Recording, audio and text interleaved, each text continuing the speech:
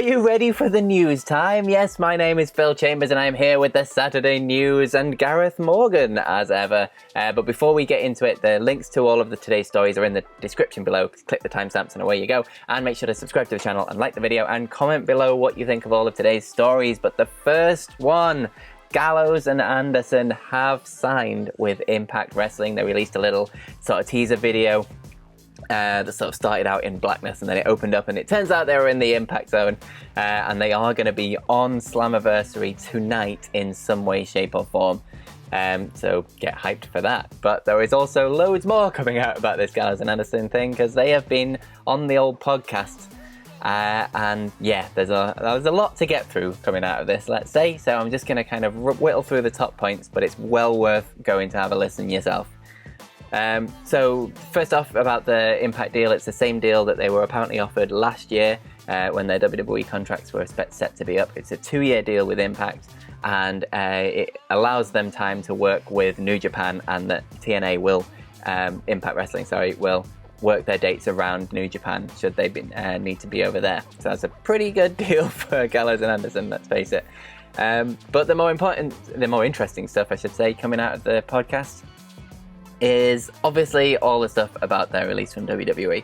So they were talking about how originally they went to WWE in the first place because they wanted to move away from Japan. They wanted to come back to America to obviously be with their families and things like that. But then obviously they weren't happy with the way they were being used. Anderson brought up a time in October 2016 where he went through a table with a pumpkin on his head, and ever since then they were kind of counting down the minutes until their contracts were up, which were due to be September in 2019. Now they were in talks with AEW. They talked with the Young Bucks and Kenny Omega about signing with them and debuting on the very first episode of AEW Dynamite. That didn't end up happening because they just basically succumbed to the amount of money that WWE were throwing at them and the sort of promises that WWE gave them that obviously went nowhere apart from the money thing. At least they got the money. A lot of the show was them just feeling sad and sorry that they ended up succumbing to the big cash cow checks from WWE and kind of screwed over their friends a little bit because of it. Because they were set to be debuting with Dynamite and obviously annoyed a few people over there. But then they went on to talk about the Paul Heyman rumours that we talked about last week on the Saturday News. Basically saying that he is 100% full of bull stuff. That he had a couple of stories about things that had happened to them on Raw. Apparently they were once called to Raw because Paul Heyman wanted Drew McIntyre to pin both of them at the same time whilst explaining to them how this wouldn't hurt their characters in the long run. AJ Styles also confirmed that he spoke to Vince McMahon about Gallows and Anderson, and Vince said that they weren't on the initial list of the people to be released during the Black Wednesday thing. And that it was in fact Paul Heyman that brought up their names to Vince to be released because of the big contracts that they were on. And then AJ spoke to Paul Heyman about this, and he completely denied it to their face, apparently. So that's where the whole AJ Styles calling Paul Heyman a liar things come from, because it seems kind of cut and dry that, yeah, he lied about this one. They also said that once Paul Heyman said that if he does ever lie to them, feel free to rip him up on social media. So this is what they were doing it for, because he gave them permission. So yeah, there's loads of stuff coming out of this podcast. 100% go and give it a listen. It's really interesting stuff.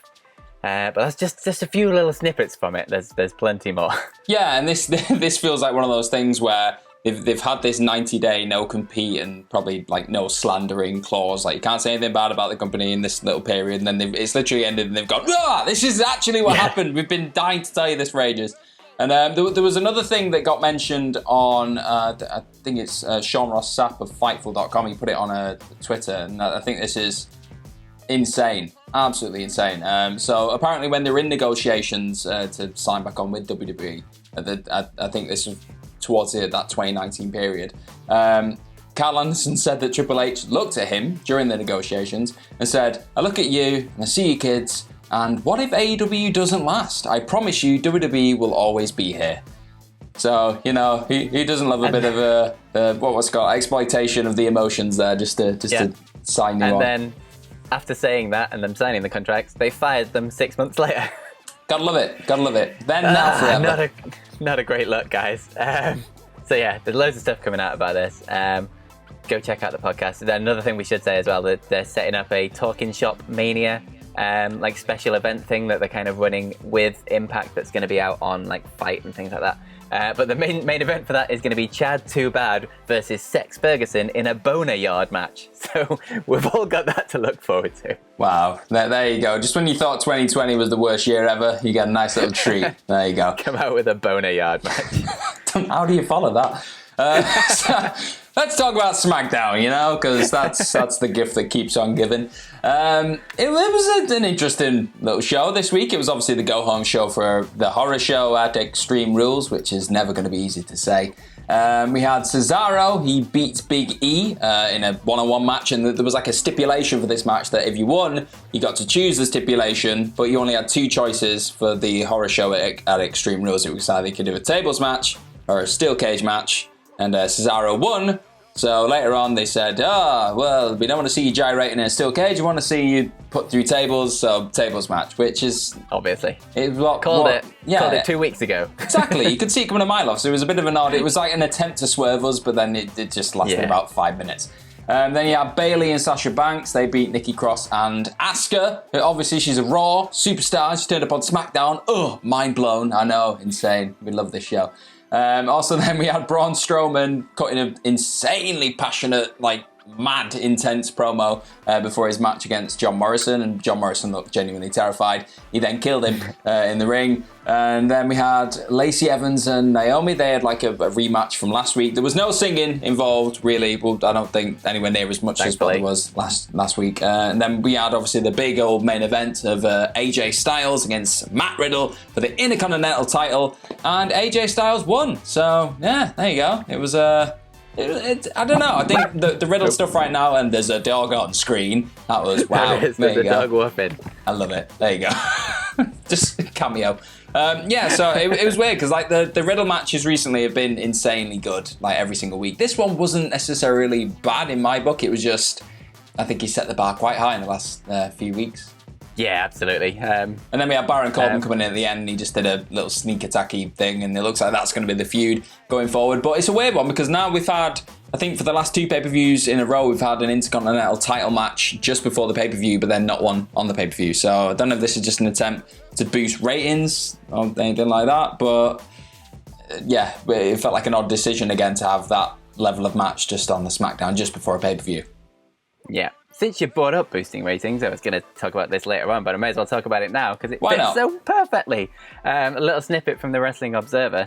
Apparently, WWE made the decision to move the match with Orton. My dog's just going everywhere now. With Orton and Big Show off the pay-per-view and onto Raw, specifically to try and boost Raw's declining ratings. Not sure if moving a Big Show match onto Raw is the one to boost your ratings. Yeah. But I guess we'll find out. Yeah, we always like an experiment on Monday Night Raw. Why not? Right, so next thing I'm going to talk about, speaking of Raw, really, Kevin Owens. He's a part of Raw, yeah. And you might know, we've mentioned it recently, that he was the person really pushing for this compulsory wearing of masks that we've seen now in WWE, well, at least from the people in the audience.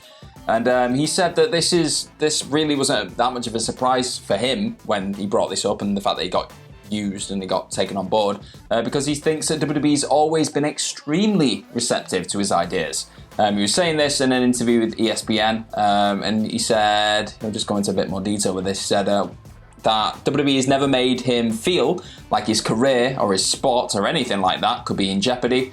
And it only makes him more comfortable about opening up and sharing his thoughts with senior management. And he again also alluded to the fact that some people feel a bit worried about getting stuff off the chest and speaking to people like Vince about things that they've got grievances with, because of that fear, really, that it could cost them the job. But he just feels like he's never necessarily felt that way, because he's been one of the people who's been quite open about not going to Saudi and the rest of it. And this kind of story just makes me love Kevin Owens more. It probably should make me like WWE more, but it doesn't. It just makes me think Kevin Owens is just a brilliant, fearless human being who just even if there was a risk of it like costing him his job, I don't think he'd ever turn around and jeopardize his own views and his own morals just to sit there and be a cog in this WWE machine. Yeah, so there you go. Yeah, absolutely. The whole mask thing is sort of the biggest shining light of that. The biggest example, I guess. He was prepared to walk and go home and not come back. But instead of just doing that, he brought up his things to WWE and actually made a positive change. So we like that. Say anything wrong against that. So finally from me, Fightful Select have a little interesting piece about WWE and how individual wrestlers use their social media. And it's basically some kind of social media guidelines, I guess, from WWE. There's just a couple of little bullet points here that I'm going to run through.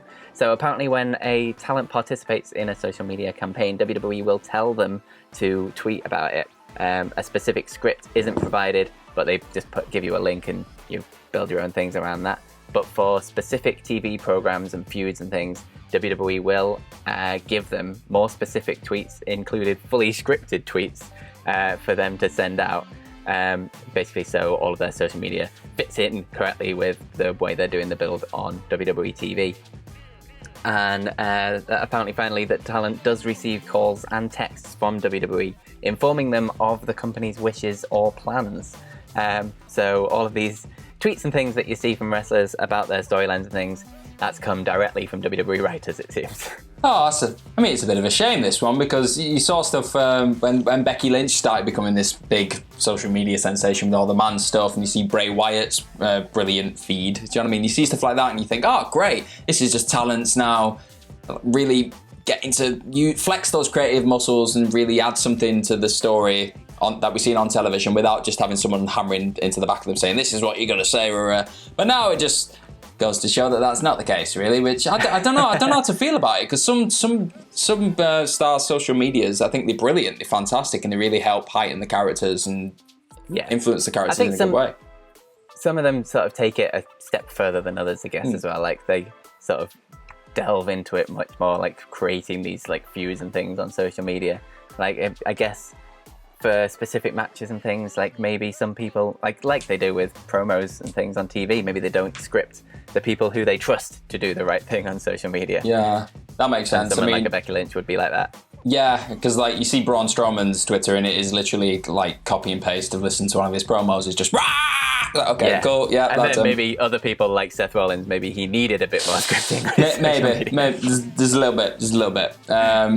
Somebody who isn't on social media, doesn't really need any scripting, is Mr. Brock Lesnar. And so this is a bit of a bittersweet story, really, because I quite like seeing a bit of Brock Lesnar every now and again. Just freshens me up when I'm watching WWE television, because he's like nothing else they have. But according to the Wrestling Observer, they've said that Brock Lesnar will not be scheduled to work at this year's SummerSlam. So he ain't going to get no beastie SummerSlam squashing this year. It's just not happening.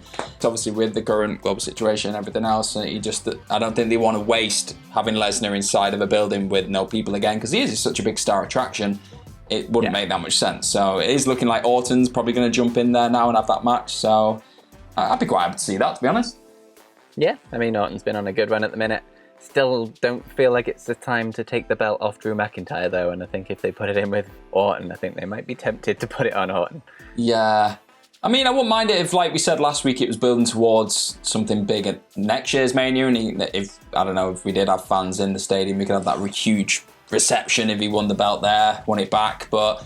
Yeah, I don't know. There's no clean-cut person right now in that company where I'm like, yeah, they deserve to have that belt over Drew. Yeah, absolutely. Drew's been great at it as well. Like, it'd be a shame to see it end like this and have the entire run as well be a run with no crowd, which it's sad for Drew. Yeah. But yeah, that was the Saturday News. Thank you so much for joining us. I have been Phil Chambers, and you can follow me on Twitter at PhilMyChambers, and you can follow Gareth at GMorgan04. And you can follow everyone at WhatCulture at WhatCulture WWE. Make sure to comment below what you think of all of today's stories. Subscribe to the channel, like the video, and all that other stuff. And most importantly, go and have yourselves a bloody good day. Salty says bye too. Bye, Salter. Bye, Salty.